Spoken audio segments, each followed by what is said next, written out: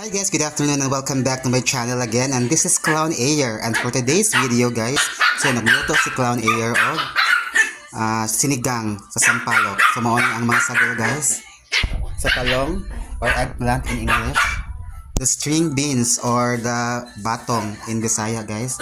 So most important ingredients guys, which is the sinigang sa sampalok with gabi. Mani siya guys, then the radish, and of course the kangkong or tangkong in Bisaya or kangkong in Tagalog. So kasi ko ano guys, pipino, may secret guys ingredients. So ano siya guys, nagbukal na siya guys. Okay, nagbukal na siya, then after that ako siyang ibutang ang sinigang sa sampalok guys with sa gabi. So dara siya. Okay, and just pour it. Okay, next ang talong o ang batong guys, ako siya ibutang. Then after that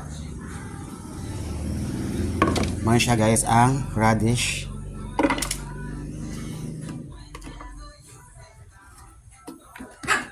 So daghan kay ang radish guys. Okay, so mo ni ang radish ang ibutang guys, kana bukal-bukal na.